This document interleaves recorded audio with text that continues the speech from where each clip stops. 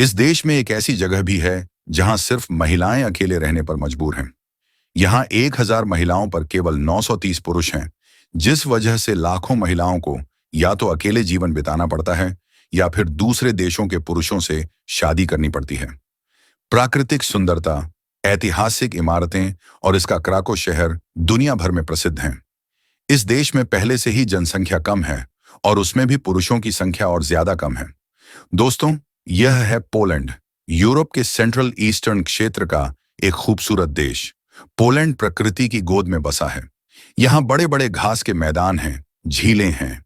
इसके 30% हिस्से में आपको सिर्फ जंगल ही देखने को मिलेंगे, जो इसे साफ हवा और पानी प्रदान करते हैं। ये देश इतना खूबसूरत है कि हर साल 2 करोड़ से भी ज्यादा सैलानी सिर्फ इसे देखने और घूमने के लिए आते हैं। यहाँ की संस्कृति, खास बातें, संगीत और खाना दुनिया भर में प्रसिद्ध है।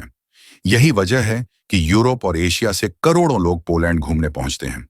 पोलैंड में एक अनोखा त्योहार भी मनाया जाता है, जिसे सॉक्रोन कहते हैं। इस दिन लोग सड़कों पर जुलूस निकालते हैं और लड़के अपनी मनपसंद लड़की पर पानी फेंककर उसे गीला करते हैं।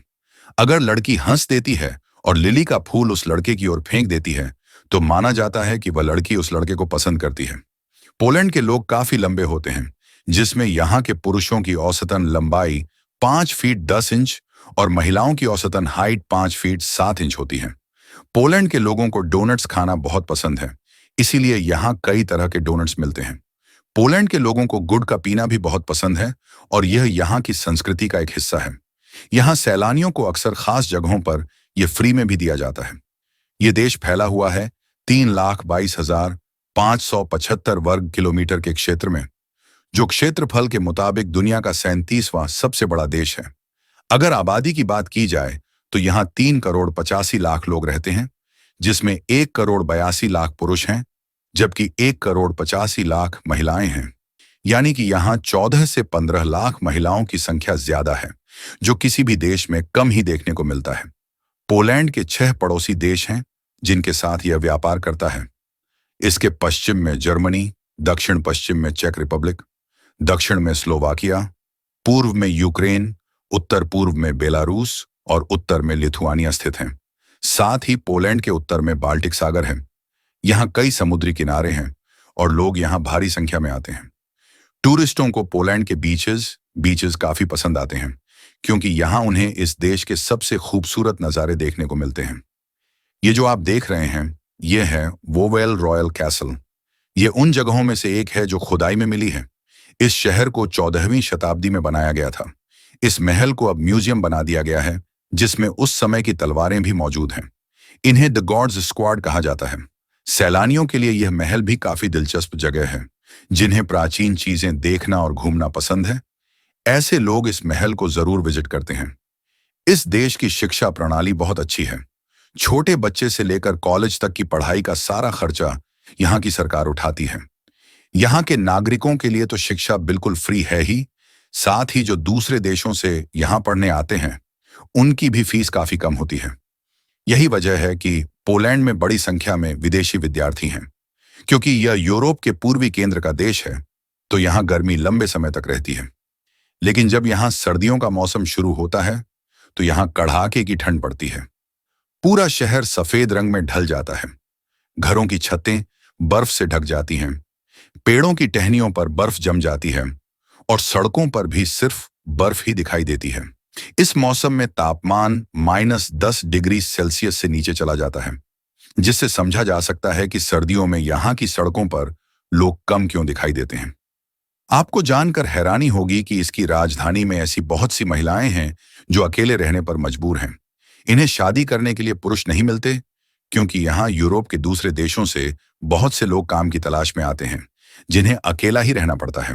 इसके अलावा पोलैंड में यूरोप के अन्य देशों के मुकाबले सबसे कम उम्र में शादी होती है। यहाँ के लोग 21 से 25 साल की उम्र में ही शादी कर लेते हैं। लेकिन यह भी सच है कि यहाँ की कई शादियां कुछ ही महीनों में किसी न किसी वजह से टूट जाती हैं। पोलैंड में हर 100 में से 40 जोड़ों का तलाक हो जाता है, जिस वजह से भी यहाँ कई महिलाओं को अकेला रहना पड़ता है। पोलैंड के लोगों को पॉलिश कहा जाता है। ये लोग पॉलिश भाषा बोलते हैं। साथ ही इंग्लिश बोलने वाले लोग भी यहाँ पर बहुत हैं। लेकिन इनकी भाषा यानी पॉलिश सीखना बहुत मुश्किल है, क्योंकि यह काफी कठिन भाषा है। इनकी भाषा में कुल 32 अक्षर होते हैं।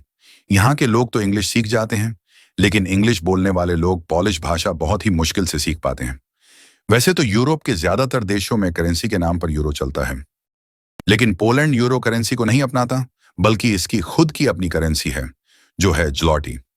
एक पोलैंड ज़्लॉटी भारत के लगभग 22 रुपए के बराबर है। यह है पोलैंड की राजधानी वॉर्सो शहर, जो यहाँ का सबसे बड़ा शहर है। देश की प्रमुख इमारतें यहीं पर देखने को मिलती हैं। यह है ओल्ड टाउन, जिसकी देखरेख यूनेस्को करता है। इस शहर की रंग बिरंगी इमारतें, पतली पतली गलियां और मोहल्ले बहुत ही सुंदर नजर आते हैं। सैलानी इसे अक्सर देखने आते हैं। राजधानी वॉर्सो की नाइट लाइफ काफी कमाल की होती है। यहाँ आप सड़कों पर रात के समय अच्छी खासी भीड़ देख सकते हैं। ये भीड़ खास तौर पर वीकेंड्स पर और ज्यादा बढ़ जाती है। दुकानें देर रात तक खुली रहती हैं, जहां लोग शॉपिंग करते हैं, टहलते हैं और मौज मस्ती का आनंद उठाते हैं। यहाँ एक फ्ले मार्केट भी लगती है, जिसमें पुराना सामान बेचा जाता है, फिर चाहे वह कपड़े हों, फर्नीचर हो या फिर जरूरत का कोई भी सामान। अक्सर लोग यहाँ पैसे बचाने के लिए शॉपिंग करने आते हैं। पोलैंड उन देशों में गिना जाता है जहां पिछले कई सालों से आबादी घटती ही जा रही है, जिसके दो मुख्य कारण हैं। पहला, यहाँ के लोग बच्चों को बहुत कम जन्म देते हैं, और दूसरा, बहुत से पॉलिश लोग दूसरे देशों में जाकर बस रहे हैं, जिस वजह से यहाँ 35 साल से अधिक उम्र वाले लोग ज्यादा दिखाई देते हैं। इस देश के ज्यादातर शहरों में जो एक चीज हर जगह देखने को मिलती है, वह है ट्राम। वॉर्सो, क्राको और ग्दांस्क जैसे शहरों में ट्राम यहाँ के लोगों के जीवन को आसान बनाती है। ये टैक्सी के मुकाबले काफी सस्ती होती है, जिनमें चाहे तो एक दिन का टिकट या फिर पूरे हफ्ते का पास बनाकर कहीं से भी बैठकर सफर किया जा सकता है। इसके अलावा लंबी यात्रा करने के लिए भी यहाँ पर हाई स्पीड रेलवे नेटवर्क है, जो पोलैंड को सीधे जर्मनी, चेक रिपब्लिक और अन्य देशों से जोड़ता है। इतनी बातें जानने के बाद पोलैंड का इतिहास जानना भी जरूरी हो जाता है। इस देश की कहानी शुरू होती है 966 ईस्वी में, जब यहाँ पहला राजा मीशको बना। मीशको ने पोलैंड को एक राज्य का दर्जा दिया। 10वीं, 11वीं और 12वीं शताब्दी तक मीशको के वंशज ही इस देश को आगे चलाते रहे, लेकिन फिर 14वीं शताब्दी में यह एक शक्तिशाली साम्राज्य बना, जिसने अपने आसपास के देशों से व्यापार करना शुरू किया। इसके बाद 18वीं शताब्दी में पोलैंड के 3 हिस्से हुए, जिसमें कुछ हिस्सा रूस में चला गया, कुछ हिस्सा जर्मनी के पास गया और कुछ हिस्सा ऑस्ट्रिया देश के पास गया। इस तरह पोलैंड का नक्शा पूरी तरह से बदल गया। जब प्रथम विश्व युद्ध खत्म हुआ, उसके बाद 11 नवंबर 1918 में पोलैंड को आजादी मिली, लेकिन फिर जब द्वितीय विश्व युद्ध शुरू हुआ तो जर्मनी ने पोलैंड पर हमला कर दिया, जो कि पोलैंड के इतिहास का सबसे कठिन समय था। कई सालों तक यहाँ सोवियत संघ का शासन रहा और साल 1989 में एक बार फिर से पोलैंड के लोगों को आजादी मिली और आज यह एक खुशहाल विकसित देश बन चुका है। यहाँ पर आज भी आपको तांगा गाड़ी का सफर करने को मिलेगा, खास तौर पर क्राको शहर में। इस पर बैठकर ऐसा लगता है जैसे समय पीछे चला गया हो और 19वीं शताब्दी आ गई हो। सामने वही इमारतें, पैदल चलते लोग और यह तांगा गाड़ी। द्वितीय विश्व युद्ध के दौरान पोलैंड की आर्थिक स्थिति पूरी तरह से चौपट हो गई थी, लेकिन इस देश ने आने वाले 20 से 25 वर्षों में खुद को इस तरह से बदला कि आज यह देश दुनिया के अमीर देशों की सूची में गिना जाता है। पोलैंड में एक नया एयरपोर्ट भी बन रहा है, जो 2027 तक बनकर तैयार हो जाएगा। यह एयरपोर्ट इतना खूबसूरत डिजाइन किया जा रहा है कि इससे पहले इस तरह के एयरपोर्ट के बारे में किसी ने सोचा भी नहीं था।